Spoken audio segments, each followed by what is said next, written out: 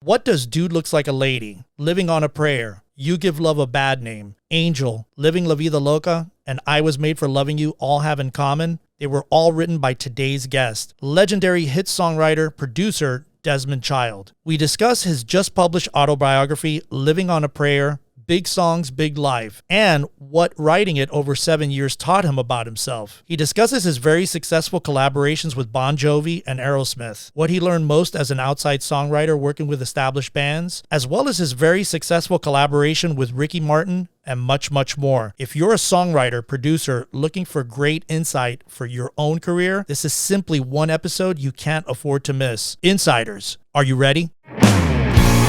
Welcome to MUBUTV's Music Business Insider Podcast, where our mission is to educate, empower, and engage artists and music business professionals who are dedicated to having a successful career in the new music industry.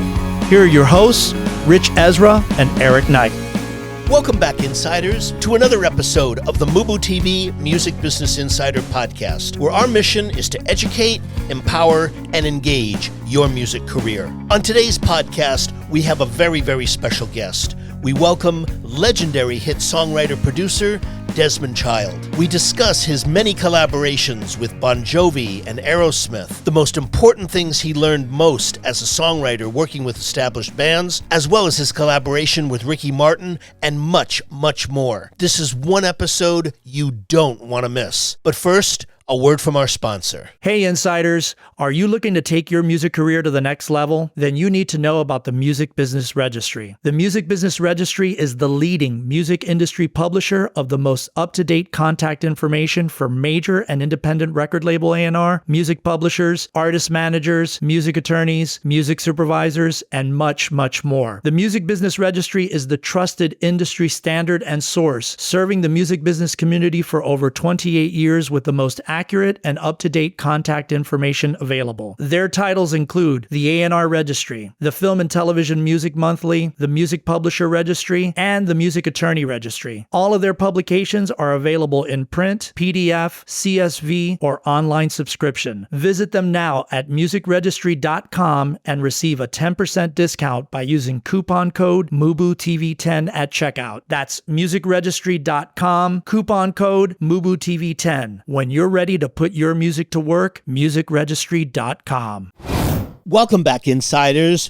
Today's featured guest is with a legendary songwriter, Desmond Child. You probably know him from his many, many hits with Livin On A Prayer and You Give Love a Bad Name, and countless hits with Paul Stanley, with Kiss, with Aerosmith, Dude Looks Like a Lady, and so many others. We had a great opportunity to sit down and have a discussion with him. I met Desmond, I guess it must have been about 34 years ago when I taught at UCLA. He was a guest in my class, and he was really open and incredible then. I guess this conversation, Eric, what I loved about it was, number one, how open he was. Right. He was so open as a person. Yes. In the conversation, as I'm sure you must have got. Yeah. I mean, like you, I've met Desmond several times over the years, whether it's at ASCAP events or songwriting events that I was at, and we actually have a mutual dear friend of ours that I mentioned in the interview that we had. Yeah. And one of the things that I loved about this interview was obviously the connection, I guess for me personally, because since I'm a Cuban American,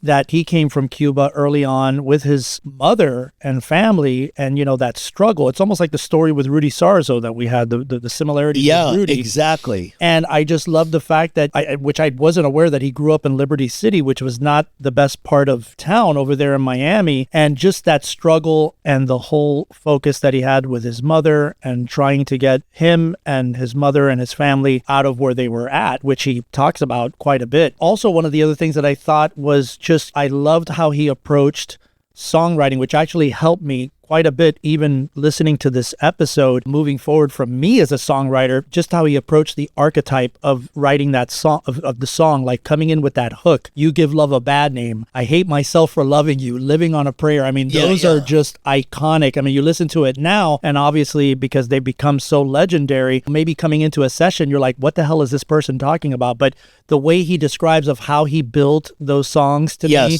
is absolutely crucial. So for all the songwriters listening here, this one's is going to be one for you to listen to. Absolutely. And what I loved about that was, he talked about the genesis of that and who taught him that. Exactly. Bob Crewe. Right. And right. Paul Stanley had such an impact on him. But that whole point you're making of, coming in to, really knowing your concept prior to writing the song. Absolutely. And I got to tell you, songwriters that are listening to this, you've got to listen to this and probably rewind and listen to it again, because there are a lot of gems and gold in this. So with that, insiders, sit back, relax, and enjoy our featured conversation with Desmond Child.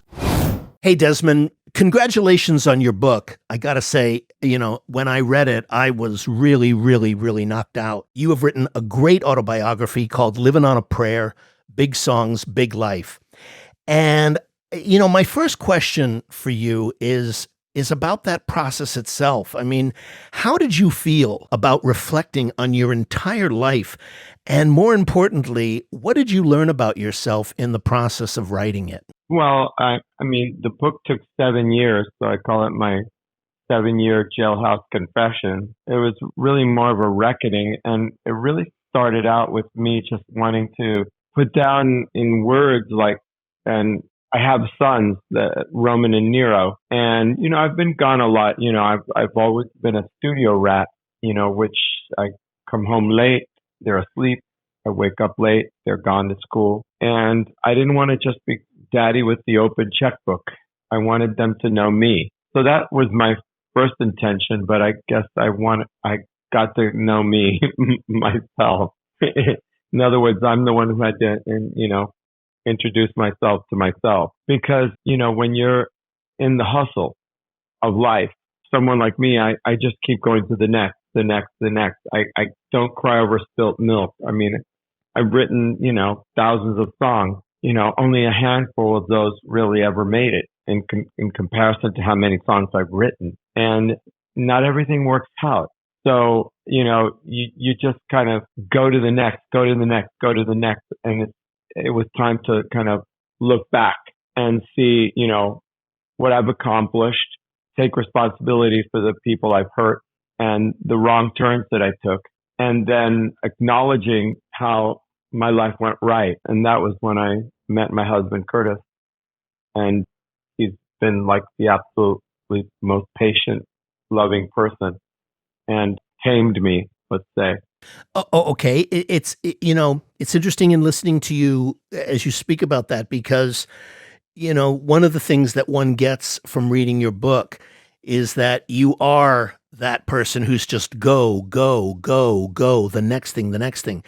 And when you take on as you said, a 7-year process of writing and reflecting, or as you put it, a reckoning of your own life, you can't just go. You are reflecting back. You are looking back on your life. And it's just, it's interesting when you talk about the things you've learned, making peace with the decisions that you've, made. It's like that great line in the Springsteen song, learning to live what we can't rise above.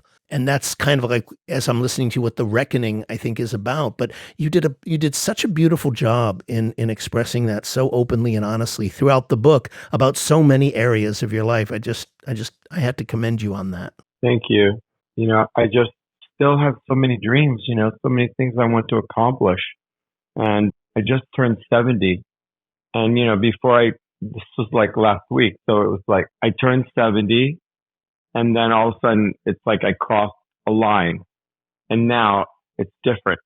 It's like every day is a precious diamond. I just know that the clock is ticking and I have to do the things I've always wanted to do.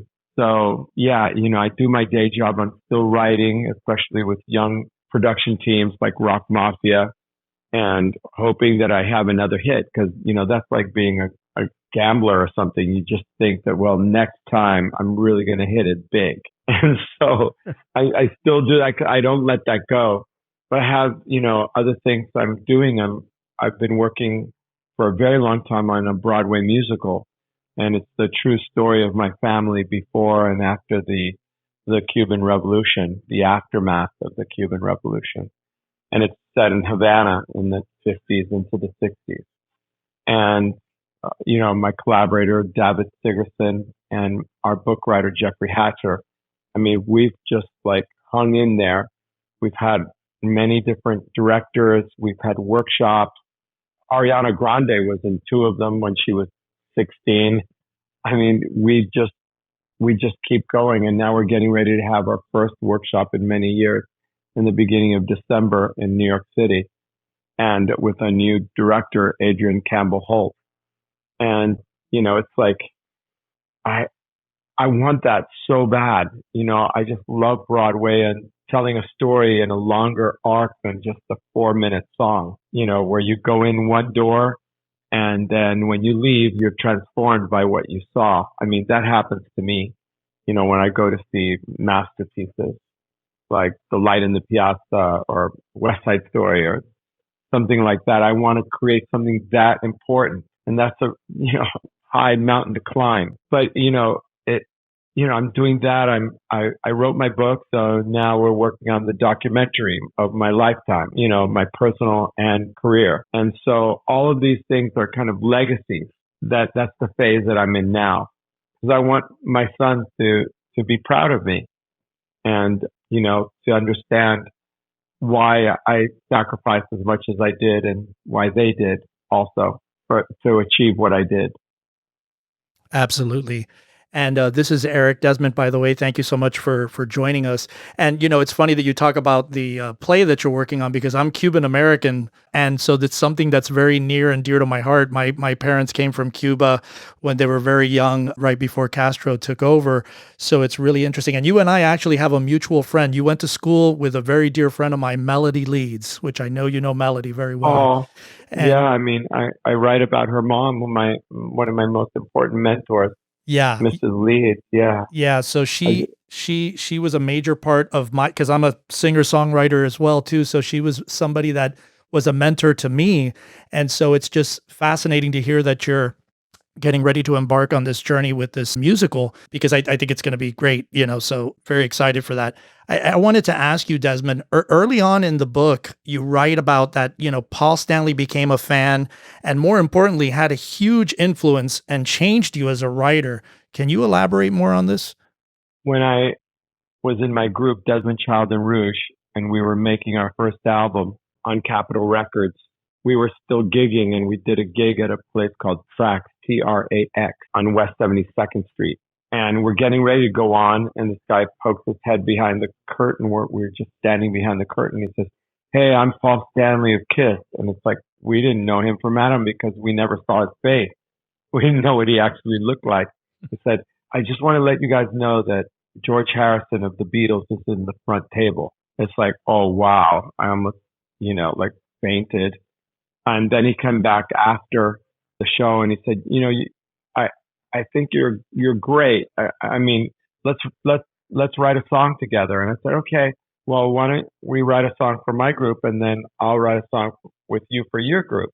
And it was kind of like a laugh, but he kept to the promise. So we wrote a song called The Fight that we collect, it was a song I had started with David Landau, John Landau's brother, who was our guitarist. And then he said, okay, now it's your turn. So I came to SIR where Kiss was rehearsing.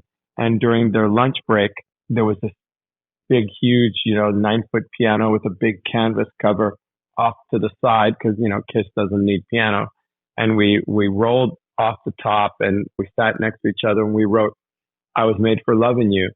And that song changed my life. I mean, it just, everything changed after that. And first of all, money started rolling in right away because it was a huge hit all over the world. And I just found out it was number one in Australia. That's the only number one that they've ever had. And it was, a way that I could help my mother, and get her out of the project where we were living in Miami, in Liberty City. And so Paul taught me how to write studio anthems, the Kiss way, right? Where, the protagonist is always the hero, always the victor, is never the victim. And that the songs have a lifting kind of hopeful quality. And, I absorbed that and and started incorporating it into all of the bands that I worked with that saw our success and called me. Like Paul Stanley introduced me to Jon Bon Jovi and Richie Sambora, and every door opened because of Paul Stanley. So I always say that there'd be no Desmond Child without Paul Stanley. Wow. So he was really a mentor to you. He still is.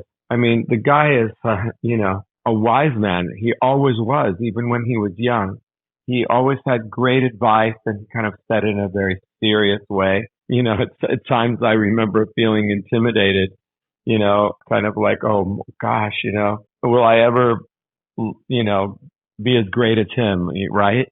And, now I find myself being a mentor to many young songwriters and young bands and musicians that come to work with me. Most of the time I'm telling jokes and telling stories, but there's always a lesson in it. And many people have come to me and said, you made such a difference in my life. And that's because of mentors like Paul Stanley and, of course, Bob Crewe, who worked with me for 2 years and taught me how to write songs in the disciplined Broadway brill building style. In the book, you wrote that, I was made for loving you. You spoke about the influence of drum machines and how they had an impact on your writing at that time and that they were very, very new. Did that continue to impact the way you wrote at that time? Well, in that particular case, remember that we were coming out of the disco period. And in order to get a drum beat that was in time, we would have to cut together tape and measure between the drum beats, actually with the tape measure, so that they'd be all exactly the same length from each other. And so I think that, we were now moving from, let's say, disco into kind of what became dance music. It was different, disco music was based on soul. And so there was a kind of more relaxed kind of beat. And so during that period of time, I got a little drum machine and started playing along with the drum machine. And that did change, the way that I wrote. And so, to this day, people are writing to what they call loops. And actually, most songs that I've written were kind of written freestyle. So, there usually is a guitarist and I'm on keyboards and writing lyrics, and the lead singer is usually, walking around the room on the phone with their manager. And then they pop back in. They pop their head in saying, I like that.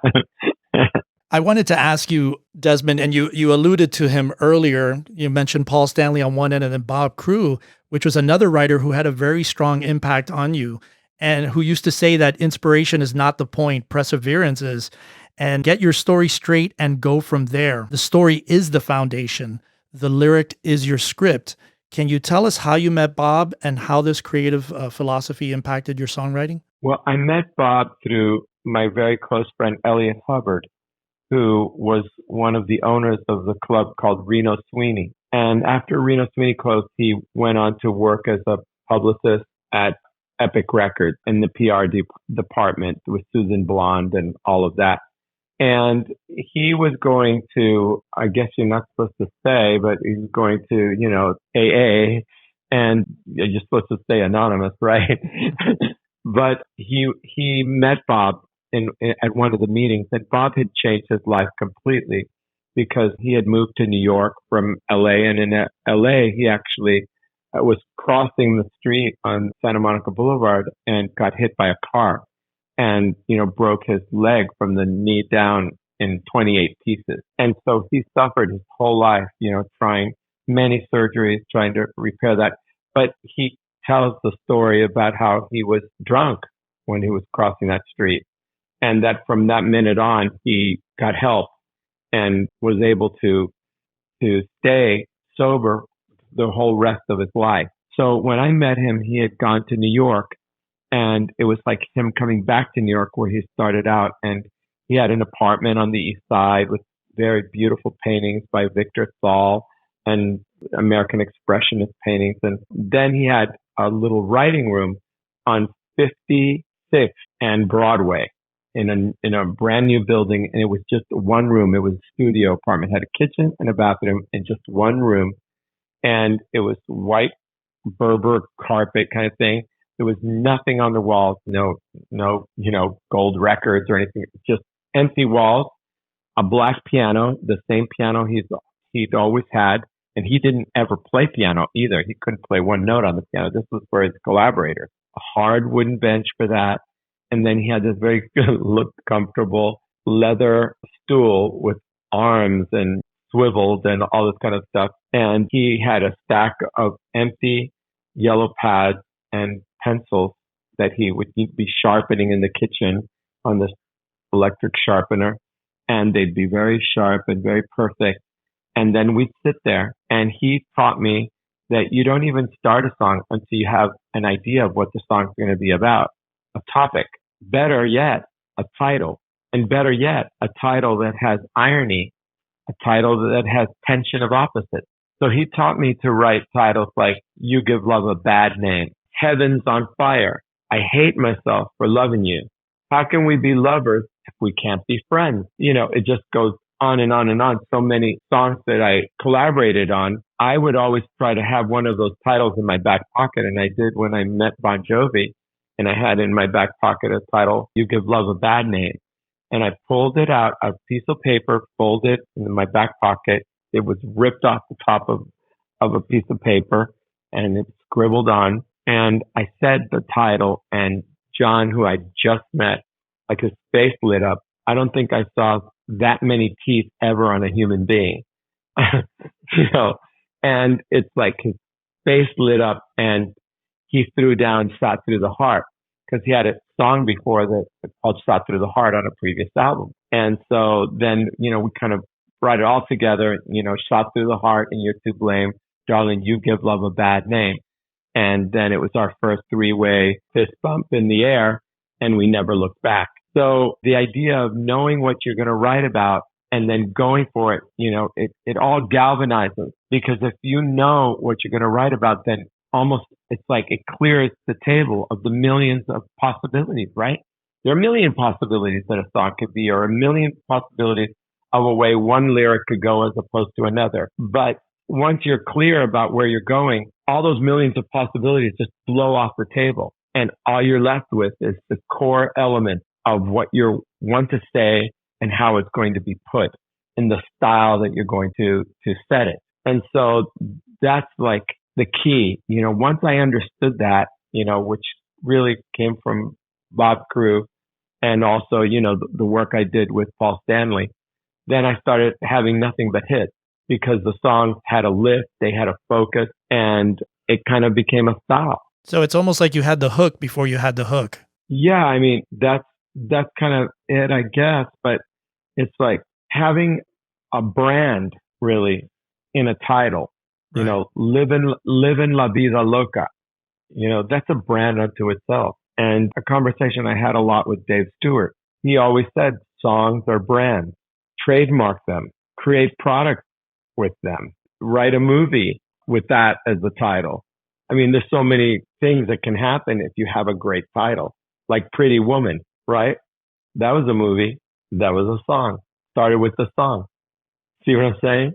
Yeah. And it goes on and on like that. When you have something solid like that, it just opens up your creativity. Yeah, it's interesting as you're speaking. I'm recalling an interview with Elton John where he talked about this philosophy that you're speaking of. He said, throughout my life early, he said, I tried it the other way and it never worked. And he said, now I don't start writing until I get a lyric from Bernie. And the way that they write, as I'm sure you know, is that Bernie sends a complete finished lyric to him. He says, Elton said in the interview, he says, this is what gives me the sensibility, the vibe, the emotion, the sense, the urgency, all of the things that I need from the compositional standpoint to do it. And it's kind of like what you said in your book about, the lyric being the script. It gives him the tone. It gives him everything he needs to move forward on the completion of the song. So, that relationship, totally works from that end.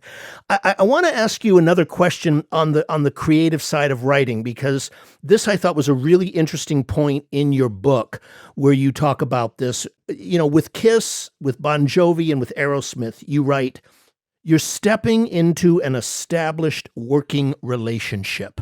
And I'm curious, what did you learn from these experiences, both creatively and professionally, in your experience? Well, coming in from the outside, it's almost like, sometimes it's always just like two writers, the guitarist and the lead singer.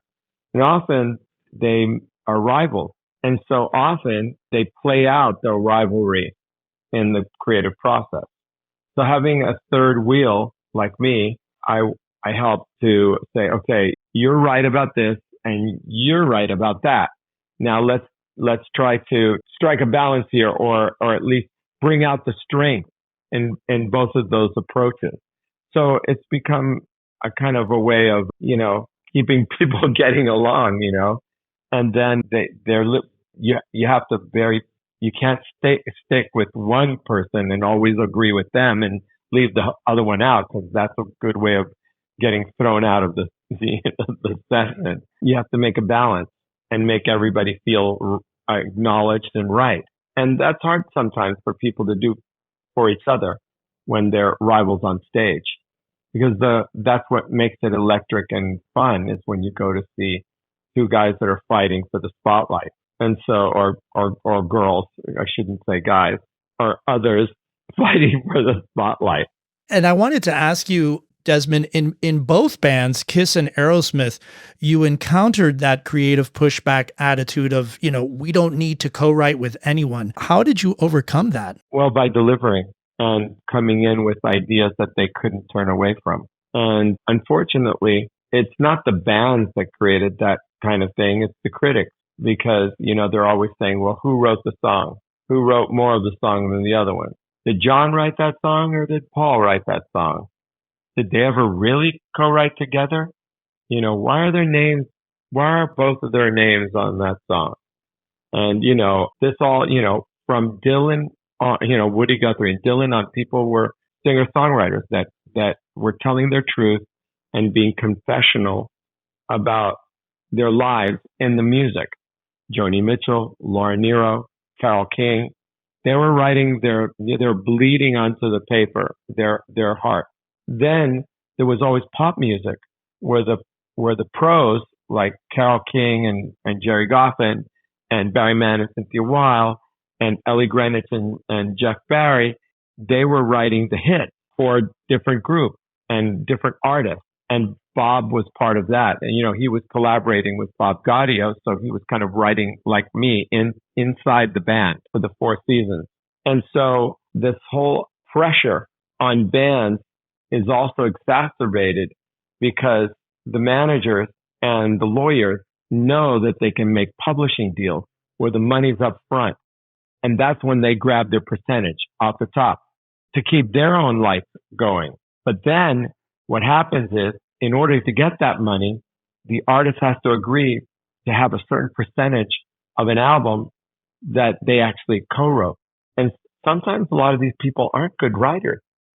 So then you start to see, a lot of the quality of the album, they went down. You'd have 1 or 2 songs that were good and the rest was kind of garbage. And then you'd see, that it was kind of, they were stocking stuffers or whatever. They just were put on there to make these quotas, and it hurt the band, and also the pressure to write fast and to make a record and then have success and then immediately come out with a new album. The record companies would be pressuring them. So they had to constantly be creating stuff. And then once everybody's first record is brilliant, they took 3 or 4 years to write it. But then when they got successful, they go out to live on the road. And then all of a sudden, all you get is songs about being on the road. And they don't live a normal life anymore. And so that hurts the quality of songs. So you start to see that the business pressures encroach into a person just living their life and singing about it, and and having that richness that, let's say, Joni Mitchell has in her confessional songs. Like Laura Nyro could take years between albums.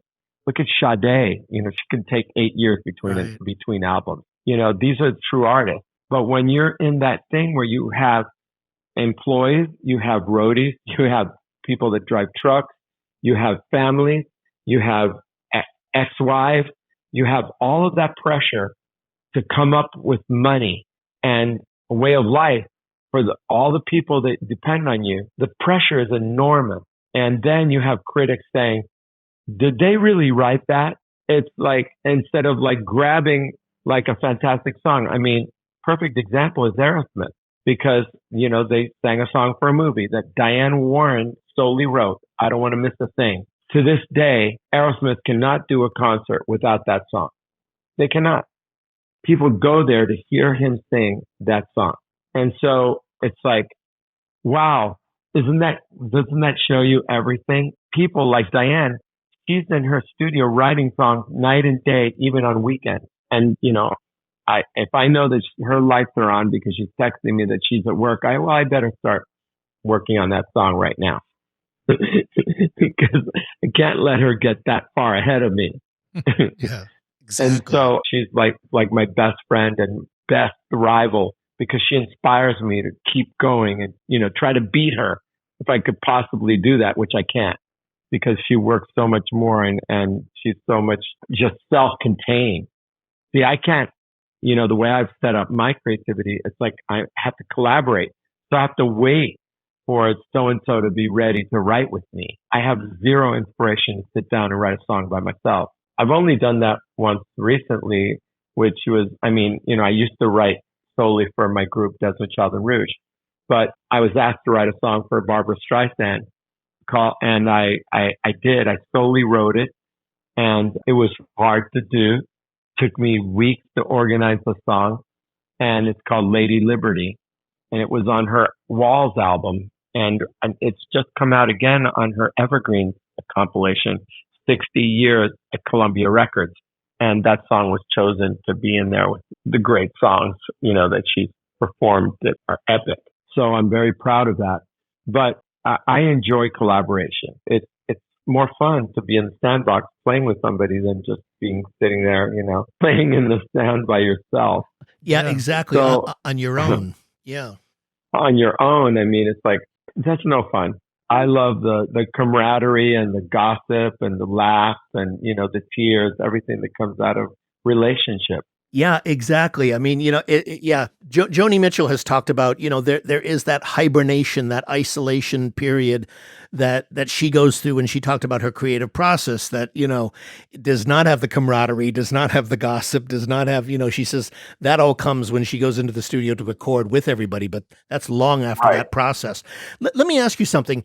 With Kiss, and especially with Bon Jovi, you started to have massive worldwide #1 hit records. And I'm curious, at that time, from a business point of view, what kind of offers did you start to get at that time? And how did you choose which projects to take? You obviously couldn't take every single thing offered to you. So what was your criteria on what you were going to give your time, effort, and energy to? I don't know. It's coming from where I came from, being poor, being Latino, being gay, having to break through all those barriers. I did everything.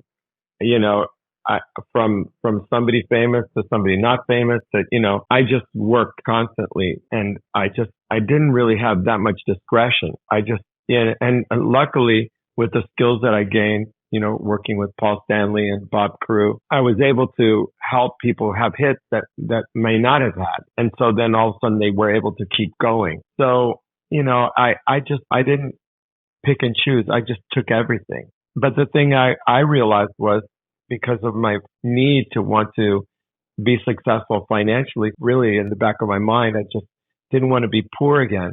And I wanted to help my mother. I realized that I could double my profit by becoming a producer. And that really was a kind of no-go situation with, hetero rock bands.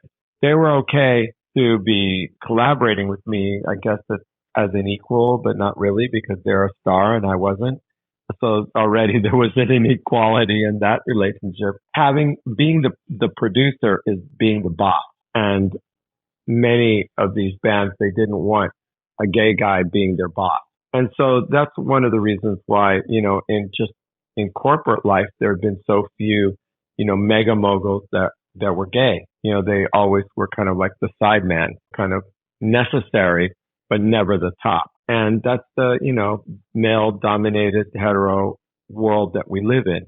So I started getting a lot of solo artists and female or androgynous artists to work with. My first production was Ronnie Spector with a song I co-wrote with Diane Warren and Paul Stanley called Love on a Rooftop. And then, I got Cher, and, it was Alice Cooper, right?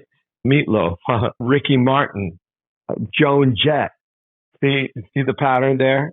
Yes, absolutely. And so it wasn't until rock died, when Nirvana blew everybody off the map with Smells Like Teen Spirit, that I was able to arm twist the band more into letting me be the producer. So even with Rats, the album we made, Detonator, I wasn't the producer. I was the, executive producer. Later on, I haven't produced that many bands. I produced the Rasmus and Scorpions already later. And so it was one of those things where, it took a while. And I did have to, really force my way in and, say, okay, well, if you want one of my songs, then I have to be the producer. And it took decades before there was another out producer until Linda Perry came along. And she went from being an artist to becoming a formidable professional songwriter for other people and producer. But I mean, think about it, even to this day, how many out producers are there? I think there was like DJs that kind of like gay DJs that kind of crossed into production, maybe some of the guys that work with Madonna and all of that. I think if you look at it corporately and culturally, the A&R guys who were the guys that were hiring the producers were usually hiring their frat buddies, that they were of a certain kind and they hung, they watched sports, they went to strip joints, they bought hookers for the program directors. I mean, that was their world. And so I think there's also very few recording engineers and that are gay. For some reason, it's not a career that a lot of gay people are knuckled down to do. And so a lot of producers are coming from being engineers to becoming producers. So then more of the population of producers is straight. So that's the whole thing. It's I don't know why, but I guess it's maybe for the same reason there's not a lot of straight guys that are hairdressers. I don't know. Maybe it's something like that. Desmond, you did an extensive amount of work with the legendary A&R executive John Kalodner, which actually we had on our show. And starting with, I believe, Aerosmith, what was he like to work with? He was a very kind of negative person and acerbic, but in a strange way, very loyal. He had a way of, and had nicknames, for the artists. And so he had a very, sharp tongue, let's say. But maybe he said it lovingly. I mean, I think he was calling Aerosmith the assholes. And then Cher was shithead. And I think that was kind of his sense of humor. But he was very, very pure, though, about what he did. When Rock died, he kind of wasn't really interested in what came after. And so eventually he retired. And he wasn't pursuing, the latest hip hop or urban group or anything like that. That wasn't his interest. He was really a true rock and roll legend in his own right. Yeah, absolutely. But I have a great story with him because I hadn't seen him in a long time. And I think the last time I saw him was at the Moscow Peace Festival. He showed up there and he was dating a very close friend of mine, Jill Klein, and ran into them. And then I didn't see him for maybe 10 years. And I was on Melrose there's a little cafe called Le Pain Quotidien, and it had a big porch. And I looked over and there he was, he always wore white. Now he was in a kind of Hawaiian shirt and shorts or something, and with the beard and all that. And I walked up to him and he looked at me and I just leaned over and I just said, thank you. And I walked away. Wow. And did he know who you were, obviously, or? Of course. Yeah. Wow. It's a great story. I had a similar story. I had never really spent that much time with him. I think I may have met him once or twice when I did A&R back in the 80s at Arista. And I ran into him in the dentist's office in my office building, 9200 Sunset, the office building right next to Hamburger Hamlet. And I come down and he's standing there checking something at the desk. And I went, John? And he goes, Rich, Rich, with that voice. Right. And it was just, and that's how, we ended up reconnecting. It must have been like 25 years. And his hair, this was like, what, 2019? Yeah. And his hair was a little shorter. And he was, he was very, very nice. And I was, to be honest, I was shocked. I told him that, I would love to interview him. And he, to my surprise, said yes. He hadn't given an interview in like 12 years. And I knew his history, and, we prepared a great interview with him. And I want to ask you about that, because you reminded me as you were just speaking about, working with him and the different artists. You wrote several songs for Cher's recording comeback. And when we spoke with Kalodner, he said that he found her extremely difficult to work with. You shared some of your experiences in your book. What was your experience like working with her? Well, I mean, she's magic. I mean, she's like Cleopatra. She's just a queen. She's an icon. And imagine having been famous ever since you're a teenager, right? And having been controlled by someone like Sonny Bono for the first part of her career. And, of course, they were on diametrically opposed political points of view. It became very, obvious that she couldn't stay with somebody like that.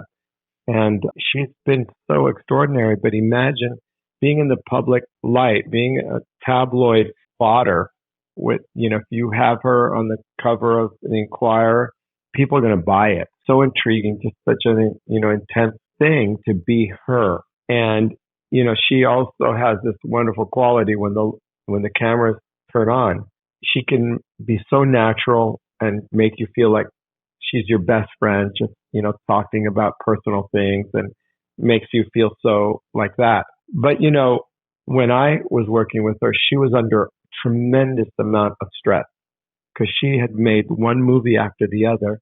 And then Kalodner was in charge of making a hit record for her. And, it was hard for her to get to the studio. It was hard for her to stick with it. I mean, she also, at that time, I think she had some kind of like that. It was like a syndrome of, just exhaustion, something like that. And so she was always very professional, and she would come in, the tape was rolling, and she would give it her all.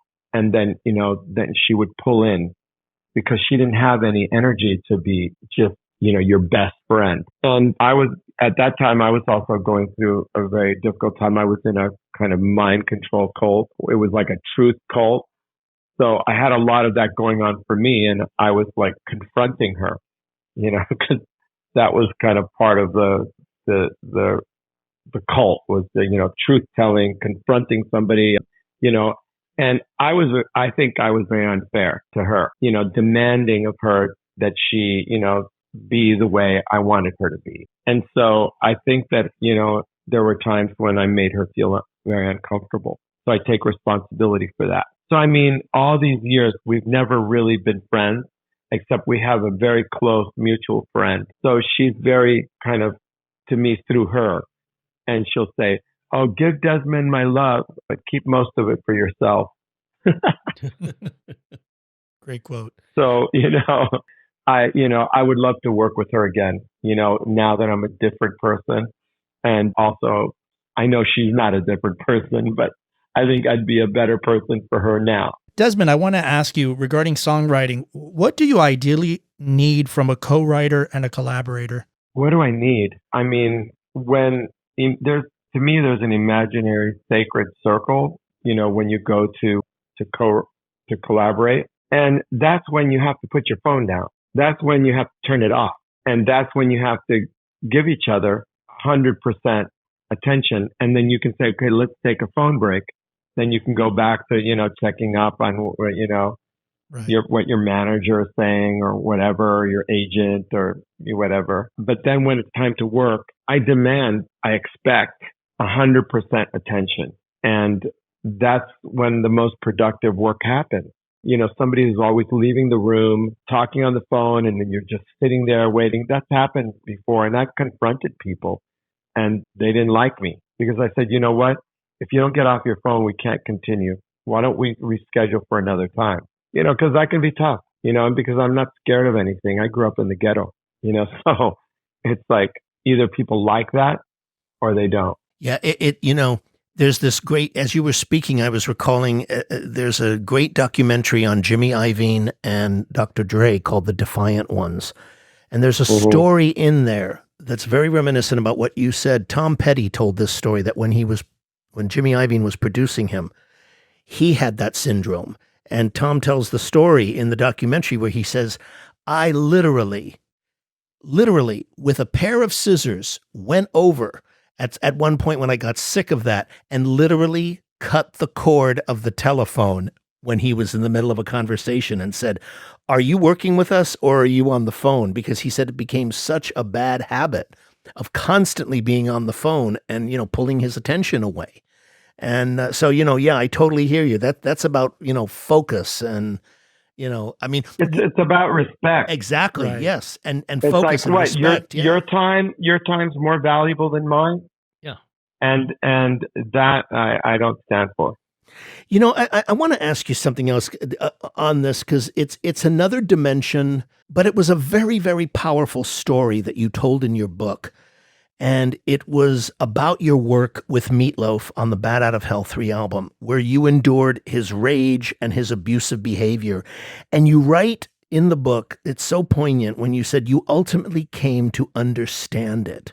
Can you share your memories of that situation? Because I think that's an interesting one as far as, a creative relationship and how you were I guess, for lack of a better word, you were the more spiritual and forgiving of the parties in that situation. Well, I didn't really understand the true subtext of why we were even making that record together. I was too excited about the idea of, creating a masterpiece, Bat Out of Hell 3, following in the footsteps of my heroes, Todd Rundgren and Jim Steinman, and proceeded to write really great songs for him to sing. Then it took 9 months. And then what was going on at the time was that Meatloaf and Jim Steinman were in a protracted lawsuit over the brand, the trademark Bat Out of Hell, because Jim was writing a Broadway musical, Bat Out of Hell. And Meatloaf was saying, you can't use that. That's the name of my album. And it's like, Jim saying, well, I wrote those words, for you to sing. And that went on and it went, I think it was going on for a very long time. And so the time came when Meatloaf, in order for him to be able to continue touring, he had to have product. And so I think he also wanted to show Jim that he didn't need him anymore, that he, found someone else. And, maybe that could have given him some leverage, let's say, in the negotiations or whatever they were doing. And so I was just, in the end, just being used as a pawn in a bigger game that I didn't realize that I was part of. And thus, he really didn't want to be making that record. And I think he was a person that actually had a conscience because he felt guilty about cheating and being with me instead of with Jim.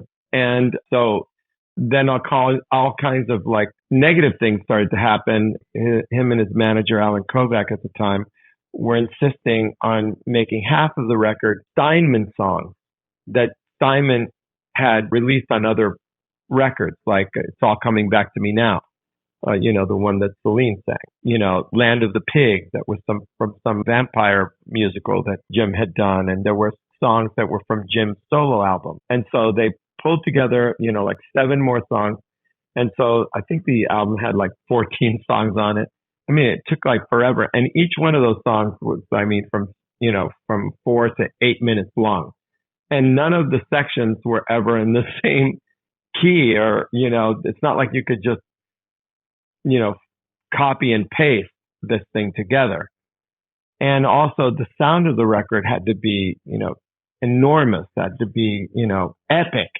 So there were, 60-piece orchestras and demon choirs and cathedral organs that were, we had to rent and, so many things. It was in the end, and I'm not sure how it all added up, but it reached over $2 million. We had to re-record songs many times. And so, because he wasn't happy. And, he started resenting me, because, I had to get this record done. I had to, my overhead was huge. And I was paid my front end. Then at the end, I didn't get my back end, and so, it was a lot of money. It was like $65,000. And, they refused to pay me. And it was like, it wasn't worth suing for, because if you sue somebody, you spend $250,000. So I had to walk away from that. And according to my contract, I was supposed to have my name on the back, prominently displayed on the back of the cover. And it was nowhere to be found. You had to go in like to the second page from the end, and it was in very little type, to diminish me. And then the back cover of the pamphlet, in very big letters, it said dedicated to Jim Steinman. And it went on, like with this beautiful, kind of homage to Jim Steinman. So it almost made it seem like Jim was the producer, because they, in a way, it felt like they wanted to dupe the fans into thinking that Jim was still part of the team or part of the package. And my name was like completely erased from history. So, it really crushed me, because I put so much into it. And my children were toddlers, and I never saw them, never, for that whole time. I mean, it was, I barely had a day off, because on the weekends, that's when I had to catch up. I mean, and he would come in, and, start singing and, then tell stories and procrastinate. And for every song, we had between 100 and 300 takes, lead vocal takes. And I had to have outside teams put together, comp Comping together, those like vocals. Jesus. Comping those vocals down to, like, say, 12, down to 1, and then times like, hundreds, right? And then I would get those final 12 tracks and comp together my comp. And then if I still wasn't finding the word, I had to dive deep into the hundreds of takes till I finally found the syllable that they had missed. And it was really, really arduous, very difficult. But if you listen to the record, he had never had voice lessons. And I kept bringing around Eric Vitro, who I'd gone to college with, the voice coach to the stars. And Eric would just sit in the back. And, eventually Meatloaf warmed up to him when it was time for him to go appear on American Idol. Then suddenly he said, okay, well, you can warm me up. And then suddenly he started singing great. So now we had to re-record the vocals from scratch with his newly improved great voice. It was so hard. But I think, one of the things, I was midway through, or almost right before the end, my manager called me and said, Meatloaf is on the way to the studio. He's going to fire you. And it's like, why? I said, don't ask. I mean, who knows why? So he comes in, and I'm very anxious. And he bursts through the door, like kind of almost kicks the door open, comes right up to my face and screams in my face, I'm not gonna fire you. And it's like, I got so upset, I ran into the bathroom and started throwing up, and threw up so hard that I like sprained every muscle in my chest. I couldn't come to work for 3 days. I had to be on like Vicodin in bed. And the doctor said, if you had thrown up any harder, you would have burst your aorta. So that's how difficult it was. And then if ever he was nasty, then he would come back and then, kind of like come around and grab me by the hair and then pull my neck back and then like stick his tongue down my throat, like I was like Carla DeVito and, or Ellen Foley in the video or something. And I don't know why he thought that was like a good thing, kind of because I'm gay, that I would like that. And then at one point he was chasing my engineer, Matt Gruber, around the console, and he's saying, I'm going to do the same thing to you. And, that was his game, his fun and game. But we were like terrified of him. And then finally Warren, who, my best friend, she dragged me to an Al-Anon meeting because she had been going and, she'd had a difficult, childhood and whatnot. And I realized that I had an alcoholic parent, one of my first stepfather. I never knew who was going to walk into the room.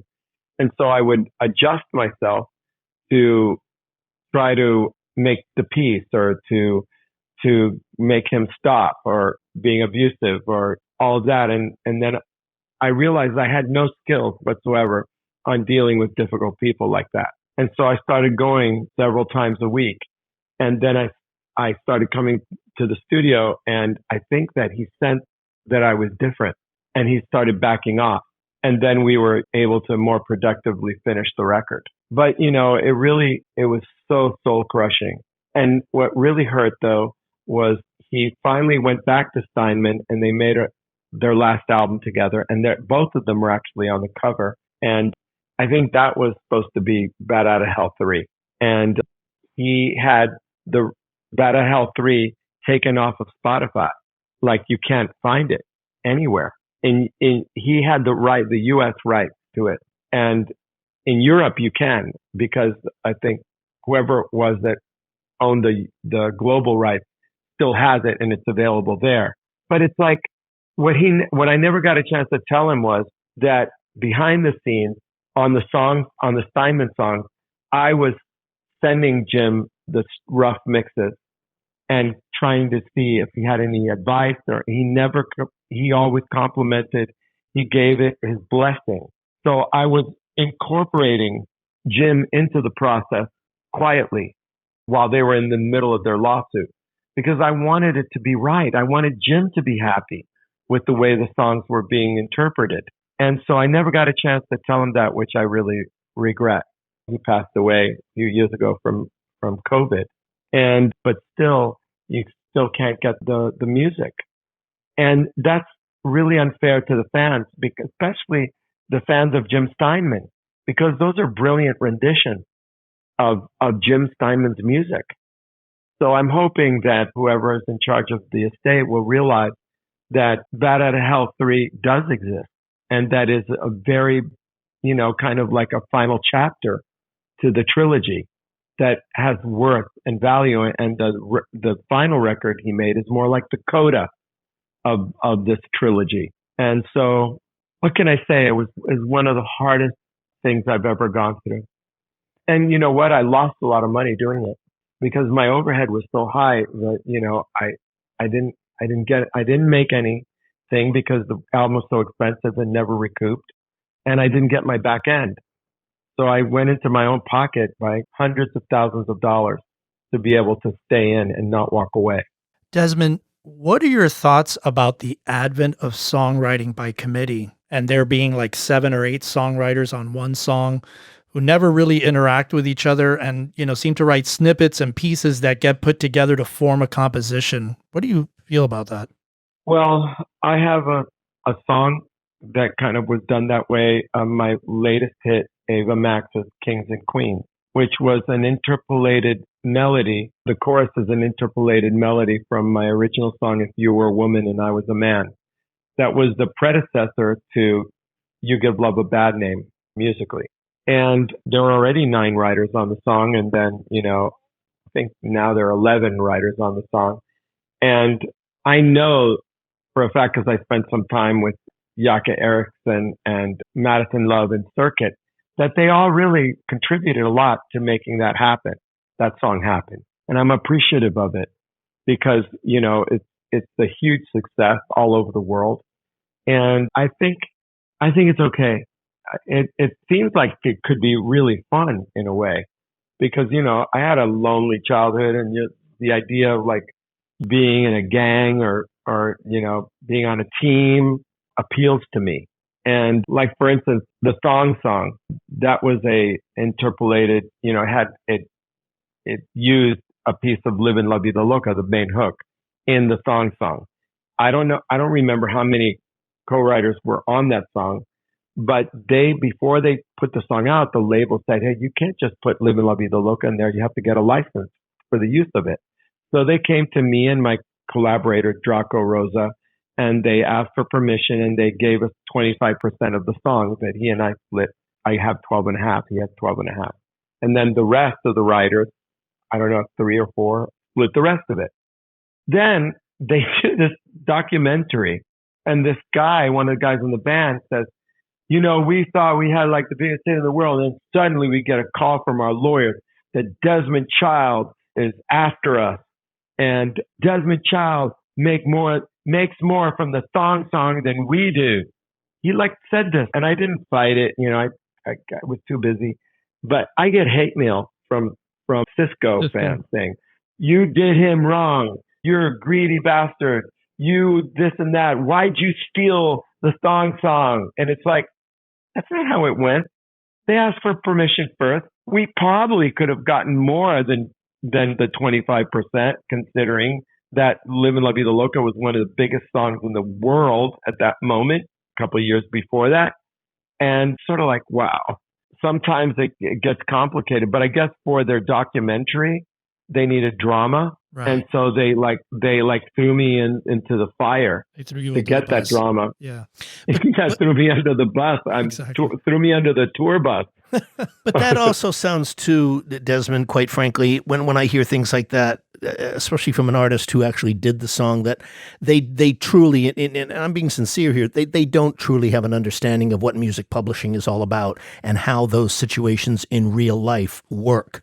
I mean, that you only got 25% and split that. I mean, if he didn't get whatever his deal was, then it's just a shame that they had to lash out at you in a documentary based on information or on thoughts that he had that just were because of his lack of knowledge about. Well, publishing.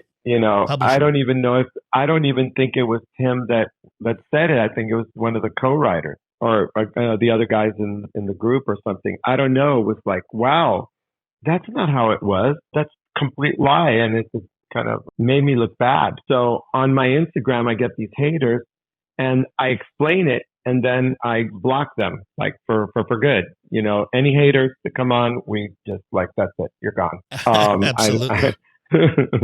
So I'm at a song that I co-wrote with Joss Stone and Betty Wright. And it was called One Man Show, I think it was. And then they went off and they did a production. I wasn't part of the production. And suddenly the arranger and the other producer all of a sudden became co-writers on the song. And then they used an Isley Brothers sample.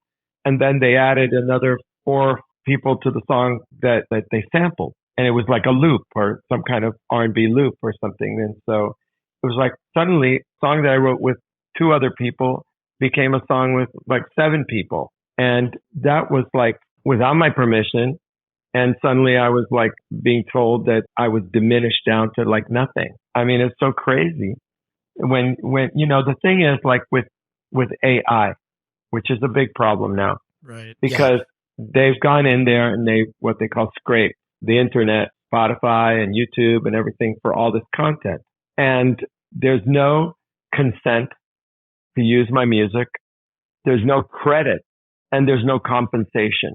And then they say, well, this is fair use. But if it was fair use, then why isn't it free? You have to pay a subscription to get that content. But that's not passed on to the, thousands upon thousands of creators that they're using as fuel for their chat box or whatever it is. And so that is something that, songwriters and all creators have to band together because it's not only, it's consent, it's credit, and it's compensation, but it's also, there has to be a global, universal agreement on it, on what that compensation and credit is. It's like, to the point where it's like your content, let's say it's like a drop of water in an ocean, and it just, how do you withdraw that drop of water out of the ocean? How do you get it back? They've unleashed something that's very, very difficult. And then there are folks that want to, in Washington, to take care of the problem, want to do this compulsory rate. So, okay, you pay this much and then that's spread out. I mean, it's like, that's not how it works. Not all songs are equal. Some songs are worth more because they've actually earned more than other songs. what's best is the free market, willing buyer, willing seller, or else don't use it. Right. You know? Yeah. And so we have to really band together and insist that these companies at least should, there are existing copyright laws in place. They don't have to reinvent the wheel. It should apply like copyright.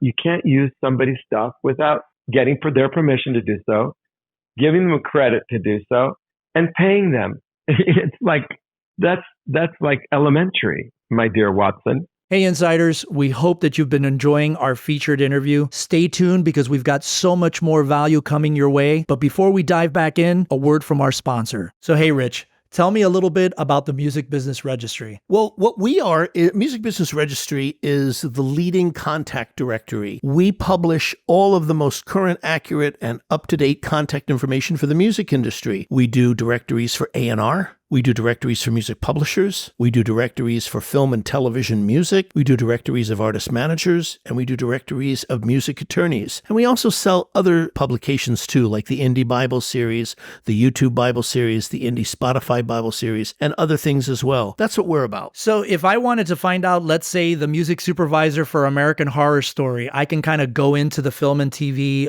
monthly and find the information that I need there? Well, we don't list specific shows. If you know who the music supervisor is, and you can find that out on IMDb, then you can find their contact information. And we have that in our Film and Television Music Monthly. Absolutely, yes. That's great. And I hear that we have a discount right now. If you go to musicregistry.com and use coupon code MUBUTV10 at checkout, you'll receive 10% off your first order. That's absolutely correct. Yeah, we offer that to all of the MUBUTV insiders. So insiders, check out musicregistry.com and use MUBUTV10 as your coupon code.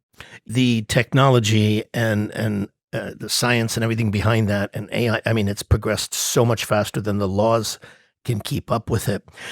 Desmond, I want to ask you about another factor of your book that I found really illuminating. And I think for the artists and songwriters listening to this, it was one of the more interesting creative lessons that you wrote about. And it was about your solo record, Discipline. And you write, and I quote, "The album I wrote and produced was deeply flawed. I lacked the objectivity to hear myself clearly and make decisions about what material to include. In looking to please everyone, the label, radio, fans, and critics, I ultimately pleased no one." Give us a breakdown of what happened there. Well, I got signed by Bob Crewe now to Elektra Records, which was, really the Harvard, upper elite of the most artistic, cool people, 10,000 Maniacs. Tracy Chapman, I mean, 10,000 Tracy Maniacs. Chapman. Yeah, Natalie Cole, yeah. Bob Crewe had like the most exquisite taste.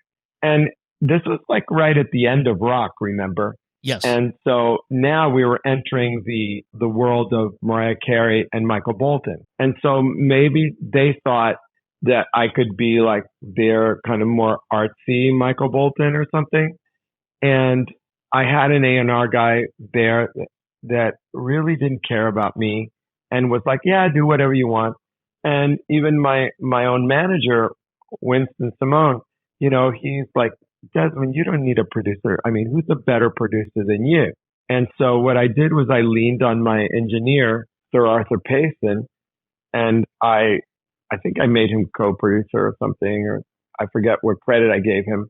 But he really was not, because of our relationship of me being the boss, he wasn't really in a position of strength, to be able to say, no, that's not right. And I also was so wanting to have success. And I saw, all these other people having this huge success. And I still, looked good. I still sounded great. I said, well, why not me? But it would have been so much better.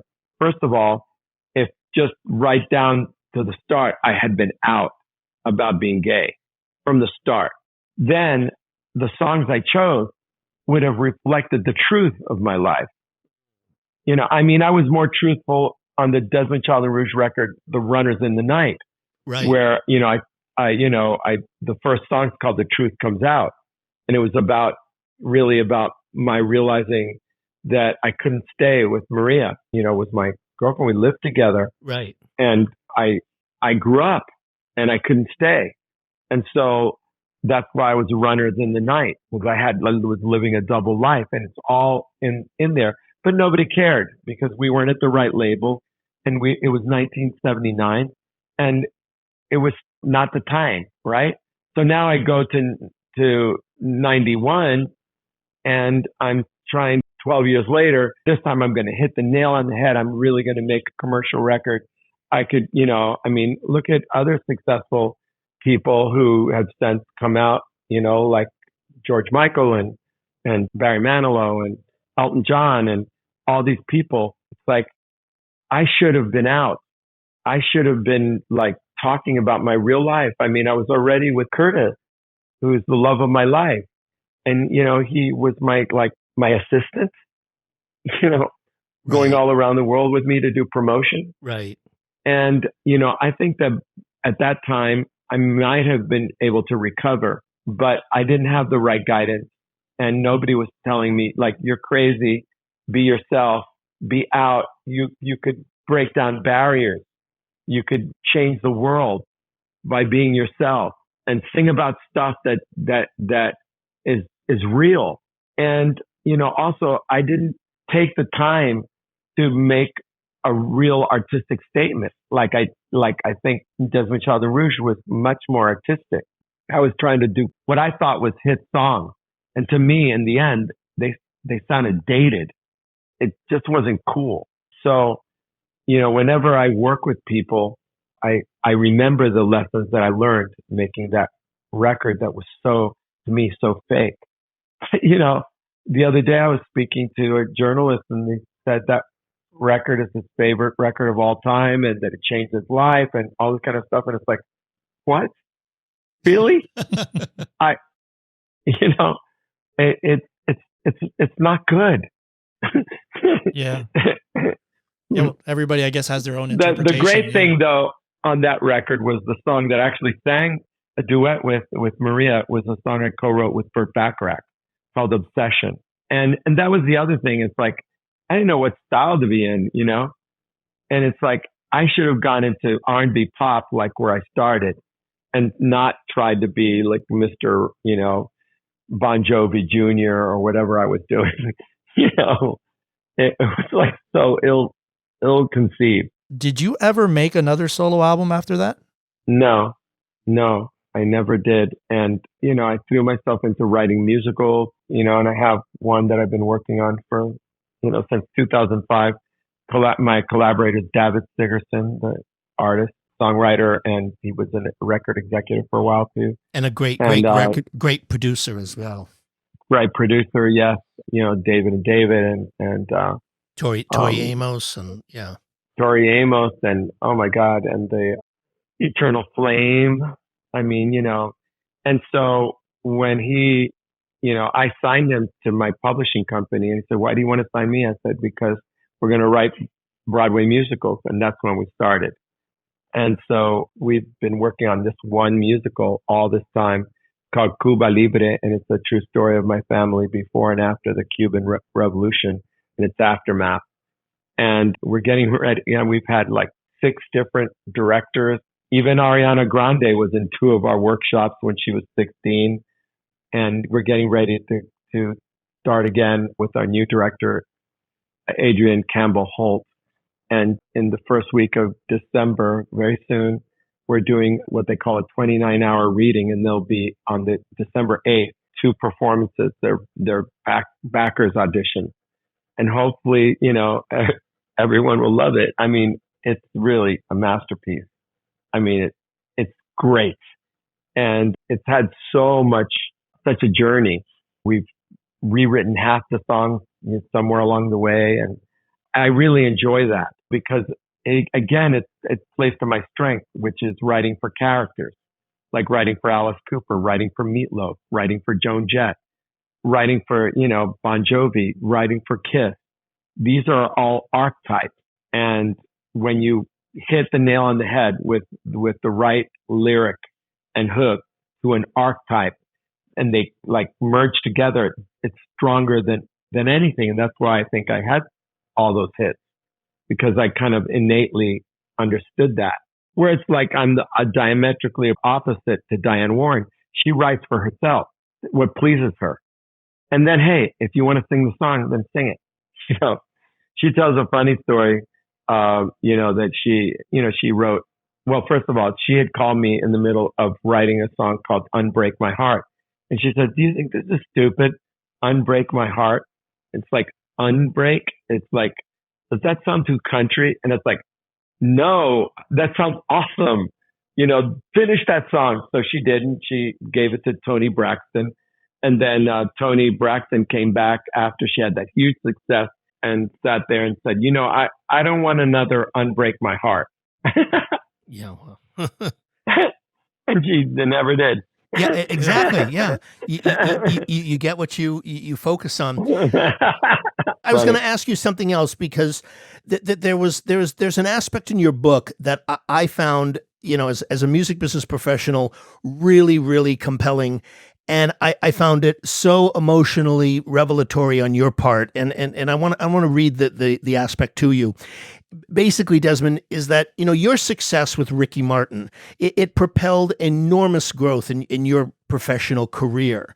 And you write in the book, I was starting to feel that this complex and demanding system that I had built up was bigger than me and was swallowing me whole. I fed my soul into the Desmond Child machine, and that machine required that I act a certain way and do certain things.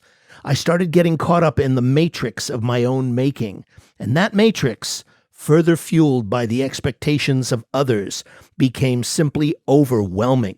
I was at a point in my life where so many people were dependent on me. Talk about what you were feeling and going through at that time. I think that would be really interesting to hear about, because on the surface, it sounds like that's what everybody wants, is that, you're at the peak of your thing. You've got a company, you've got writers, you've got this, you've got but yet this is what you wrote about. And I thought that was really, really moving when you talked about that, because you're talking about what people aren't expecting to hear.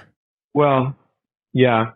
I bought like 4 mansions on Miami Beach, gave my mother one of them, and I was going around, the neighborhood in a golf cart, and I had 12 employees. They all were all black. So if you went down the neighborhood and you saw like these, like kind of Tim Burton creatures, kind of with punk hair, black nails, and, all in black, those were Destin Entertainment employees. And it just got too much. It really was like, I started to feel like, oh, I couldn't stand myself. I had to be this certain thing, or else it would fail.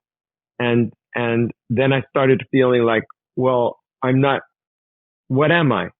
I'm a hit machine. What am I? I didn't feel like an artist, which is what I was born to be.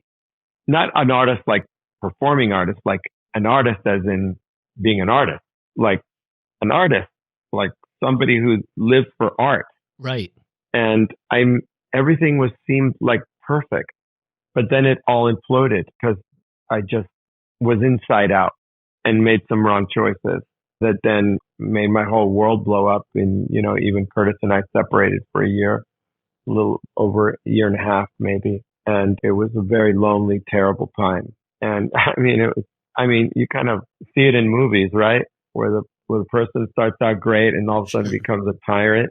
Yes. And very self-absorbed. And also, you start getting defensive. It's like, oh, that person's like getting ahead of me. How do I, block them? You start thinking that way. Must be how politicians are, right? Territorial and kind of negative and not really, it's a terrible way to live. It's terrible, horrible. So after, 9/11, people stopped traveling to Miami. No label was giving people money to stay in a hotel and come and work with me. And I had also become an expensive producer. And so this is at a time when things were being, people were starting to make records at home and hit records in their garage. I mean, in their bedroom. And so I was like, almost like it was like a movie studio. There were 4 studios going on. And sometimes with Ricky Martin's second record, we had 7 studios going because we'd rent Criteria, 2 rooms in Criteria and maybe 1 room somewhere else. We were like cranking, and I just didn't want to be that anymore. So we decided to start our family, and Curtis and I started getting work because nobody was coming to Florida. I started getting work through Clive Davis for American Idol. And I produced, Kelly Clarkson and Carrie Underwood and Fantasia and Diana DeGarmo and Bo Bice and, Clay Aiken, all of those artists. And it felt kind of good, to like just work under Clive, let Clive be that and just do his bidding. And my focus was on, like our children were just born. So I had gone to Capri with Andreas Carlson, who had become my close friend. And he had been part of the Sharon production team. And actually, we were all at the Grammys that year when we all lost to Santana. The Backstreet Boys were sitting behind us, and they were there for Millennium, which is epic record. Like every song on that record was like #1, whatever. And I was with Ricky and Draco, and then there was Santana. And Clive was the mastermind of the Santana thing. And like, he just all like, they took like 16 Grammys home or something, beat us out of everything. And so I just felt like, wow, okay, what's missing here? And so that's when, I went to Capri, and we went to write with Jon Bon Jovi and Richie Sambora. And I was bringing Andreas in for the first time to be, the 4th writer. And on that ferry boat going from, I think, Naples to Capri, it's like it was a very Titanic moment. We were like there, and the wind was, blowing through our hair and everything. And he said, and he was living in Sweden, and already Max Martin had already moved to California, to LA, and started up his, Swedish army of programmers and all of that and producers. And we said, you know what? Let's all move to California. Let's just go there and let's go conquer the world over there. And it didn't really turn out like that for me. I mean, the one who won that game was Max Martin. He's smarter than Einstein. I mean, the guy is an hardest worker and has the best taste and everything. But, I just sold those 4 homes and moved my mother and everybody to this big compound in Calabasas, and started trying to see what I could do over there, and wrote some cool songs. I mean, Andres and I co-wrote Waking Up in Vegas with Katy Perry, who was at that moment didn't even have a record deal. She had left the Matrix. She was going to be the lead singer of the Matrix, and then she still hadn't gotten her Columbia record deal. And then I think Waking Up in Vegas, the demo of that helped her get there. But then Steve Greenbrook, who had signed her, got fired, and they fired him, and they let go of Katy Perry, the Jonas Brothers, and Fountains of Wayne. Smart move, right? And then she went on, to, her home label, I think it's Capitol, right? That where she like conquered. And of course, Max Martin came in and took over. We thought we were going to have the first single. Well, he had 3 singles before us. And then finally they put out Waking Up in Vegas. It also made it to #1. She had such a great momentum. So thanks to Max and those wonderful songs he wrote for her, I Kissed a Girl and all that stuff, she went on a roll. And to this day, that song is like very, very successful. But I wasn't able to conquer LA. I thought I would have movie songs. I tried all these different things. And then finally, Curtis says, we're moving to Nashville. Okay. And that's it. And so I said, okay, let's go and let's start over there. And, I wasn't really ever let into the country music thing, but it was kind of like, it was the time to become a father. And so I did that. And I started working on the musical and all of that. So, it's like my career has had a lot of ups and downs, but as per the quote, it's just absolutely true. I mean, it's just almost classic Hollywood movie, right? Exactly. You know, the guy, you know, like the machine gets bigger than him and swallows him up. Yeah. And so, you know, right now, I mean, Curtis and I have main residences Nashville, and I have my studio there like 15 minutes away, and it's a mid-century bank, and I love it, and it's all great. And we had our New York apartment. That's where our sons are living. I don't call it living, let's say tearing apart our New York apartment as they in their last year of college. And Curtis and I decided to buy a little house in Palm Springs as a vacation home. And that's where I am right now.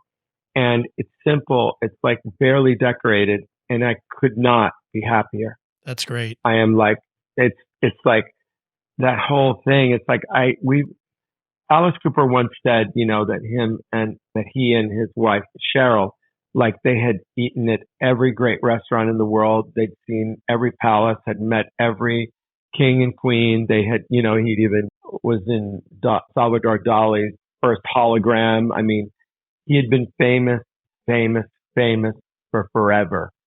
And they, you know, they realized it was time to just simplify everything, because whatever they were going to eat again, it was never going to be better than what they had eaten before.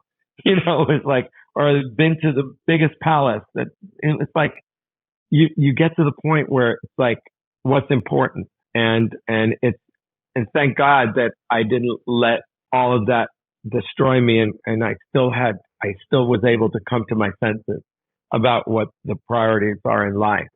And I love teaching, by the way. I love doing workshops. I love, you know, having my interns and letting them sit in on our sessions and telling, you know, stories, and the way Bob Crewe told me, like, so many great stories and gossip and everything. And so many of those kids have become successful. So many of the people that had worked for us have become extremely successful, like Carrie Edwards. She was, you know, she headed up Desmond Songs in Nashville. You know, she was on the cover of Billboard as the most powerful woman in country music, you know, manages with Brian. And Peter Lloyd was our receptionist. He's like head of Disney Publishing. I mean, like, so many people did that. Like, they just went on.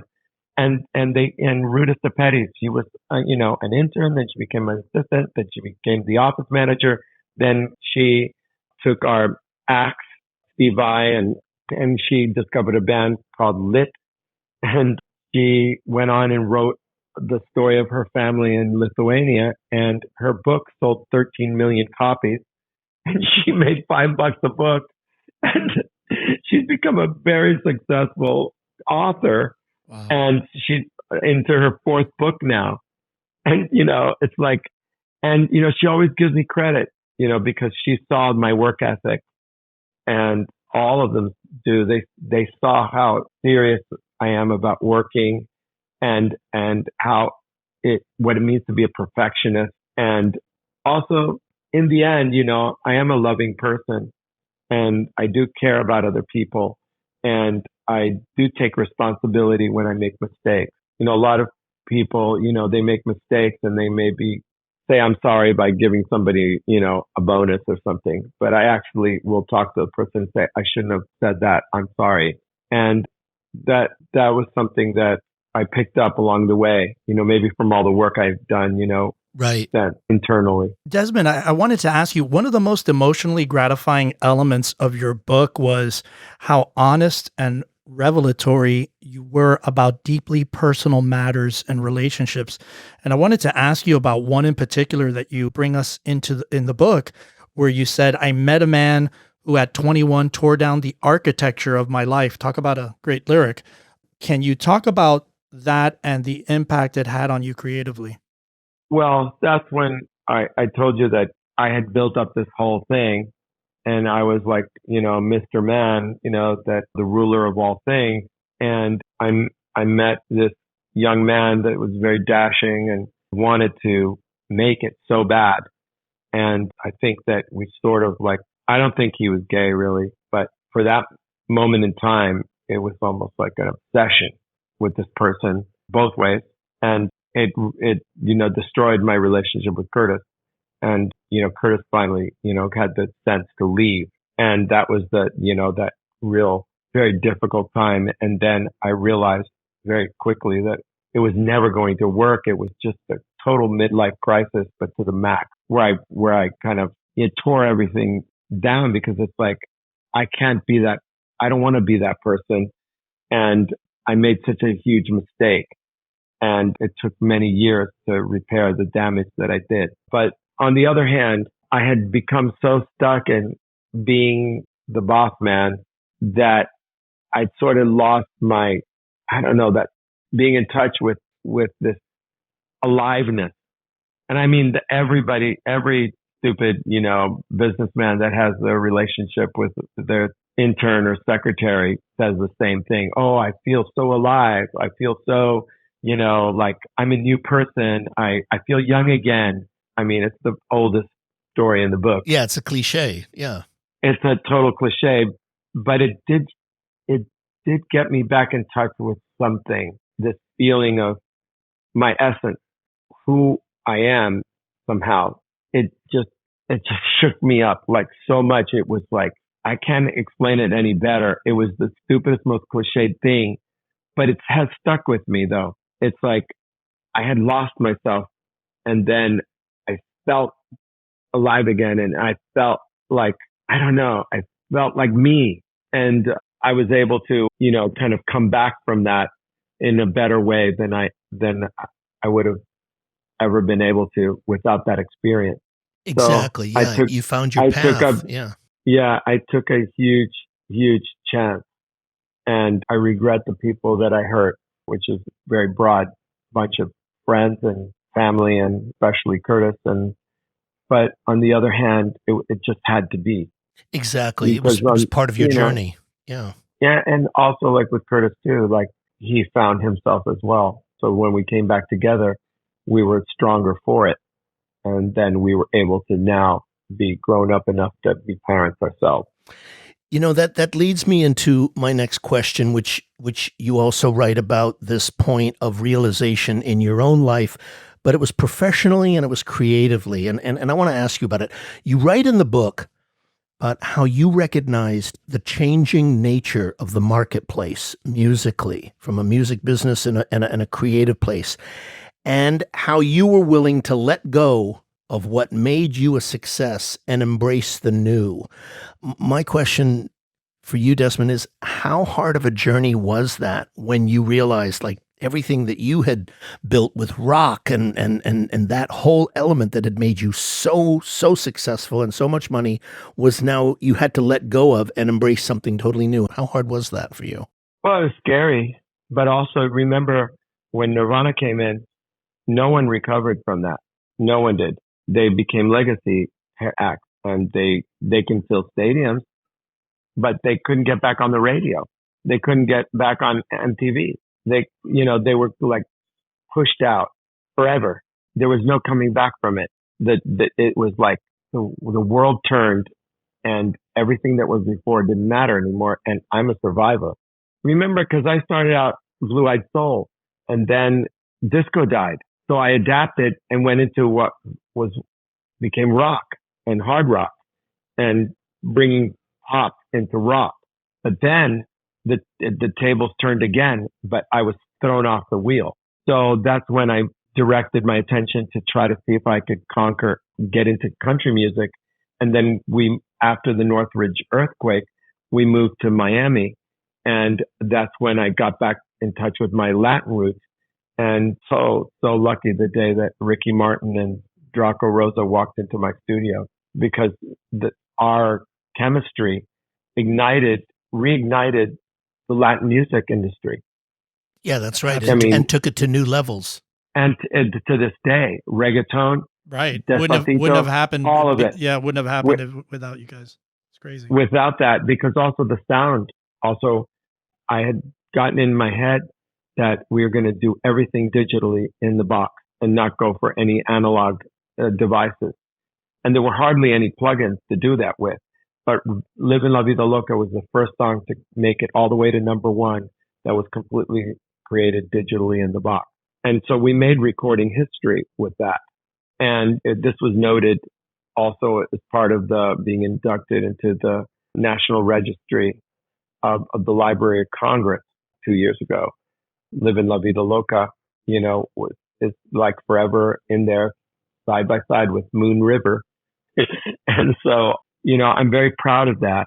But I had to, I went to salsa lessons. I went to salsa clubs. I started to really understand. And I was listening to also urban music that was starting to come out sounding different because people were making the records like in like primitive studios or like just in their bedrooms, and they hardly had reverb. They were dry sounding, but it sounded like the music really jumped off the speakers. So if you listen to Livin La Vida Loca, I mean, we have like some delays and things, but really it's like the sound of the record changed the sound of music because we went with that real like urban sound. Before that, Latin music was all swimming in reverb. Right. It was just like echoey.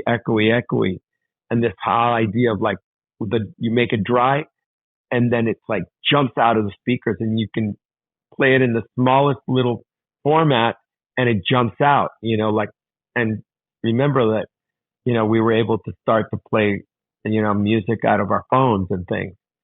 And that really sounded big. And I think that was an innovation that we helped to create. Desmond, one of the themes that is so consistent throughout your book is the need and search for family. Given your upbringing, do you think that desire could have gone either way? Yeah, I had to have it. Yeah. I mean, you craved it, you needed it. Yeah, because I had gone to this, I had another like spiritual awakening. I went to this place where like the movie stars went to lose weight called the ashram. It wasn't really like religious or anything. It was really just like 4.5 hours hiking in the rain in the Santa Monica Mountains, eating like 900 calories a day and all this kind of stuff. Like Oprah had gone there and all these movie stars would get there to get cut, right? And it was one of those rainy days and they gave you like a plastic sheet and you still had to go out there. And I was walking in, like the whole group was like so far ahead of me. And I was walking in the mud, like up this like, seemed like 2 hours just uphill the whole time. And I felt like Moses climbing up the mountain. And that's when I said, I have to have children. I have to have a child. I have to be a parent. I have to be a father. And Curtis and I had already gotten back together.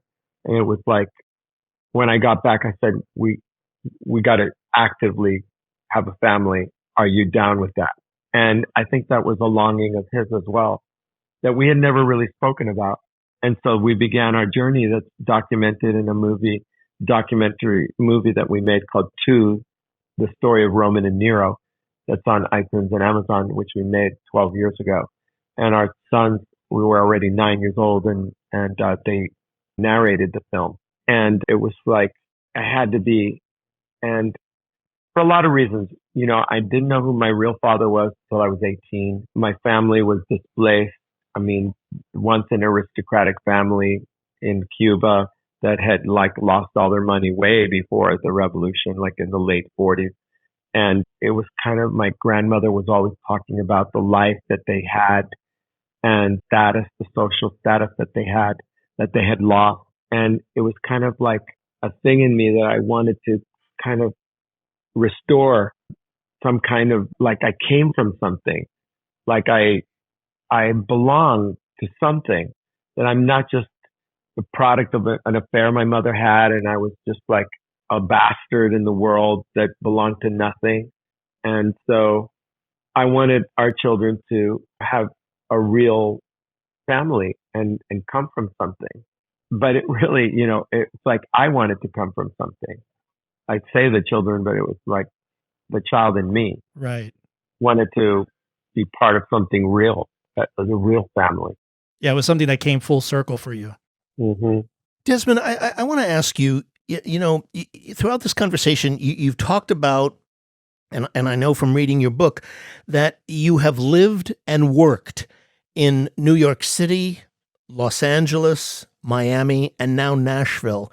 And I'm curious, from that experience that you've had, does each city or has each city given you something distinct creatively? Well, I think the most influential, of course, is growing up in the Latin, the Cuban exile community. My mother being a writer of boleros, and my uncle having married like the most famous singer in Cuba, Olga Guillot, and she was an auntie that was, a huge star. My mother had been signed to Pierce Music in the 60s. She was a talent scout, and she formed the first organization of exile, composers and authors in exile, Cuban composers and authors in exile. And there were always parties and people singing, their new songs that then later became hits that I recognized. And so that is ground thing. And also living in the ghetto, playing out in the swing sets with African American children, and they would be playing the R&B station. And so I was, listening to Aretha and Wilson Pickett and James Brown and Little Richard. Oh, Little Richard. Yeah. And listening to that, I went to junior high school with Betty Wright. She had a hit while she was in junior high school called Cleanup Woman. And, my mom worked as a receptionist at TK Studios, Henry Stone's studio, where they were making this Miami sound. And so I was surrounded by R&B and pop music, of course, the Beatles. And then I started going to rock concerts, and I saw Janis Joplin sing herself, to a stupor, and Jimi Hendrix burn a guitar, and all of these things, these epic things, B.B. King, Blue Cheer, all of these bands that came through Florida, which was a hard place to tour because it's a long state to drive a truck through. Right. But when I heard the music of Laura Nyro, and I heard that urban sound of hers, how she sang about New York City, and it's so it was so romantic and all of that, it kind of like opened my imagination.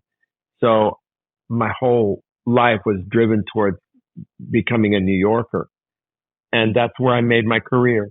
And of course, we were listening to West Coast music a lot. Joni Mitchell, of course, but the Eagles and Jackson Browne and that whole Laurel Canyon group, Linda Ronstadt, all of that, the Beach Boys, like all of that, with like two kinds of music, East Coast and West Coast. And I was intrigued by all of it. And of course, later on when I was listening to Britpop in the 80s, huge influence on me. Tears for Fears, Gritty Politti, Duran Duran, In Excess, the Police, U2, all of that. It's all inside me. And I'm open to new things. I mean, right now I'm like blown away by Troye Sivan's song that just came out. I forget the title of it, but it's like, oh my God, it's so great. I think it's called One of Your Girls or something. If I Was Your Girl, or One of Your Girls? Or, yeah. If I Was Your Girl. Yeah, and the video which he doesn't drag. Yeah.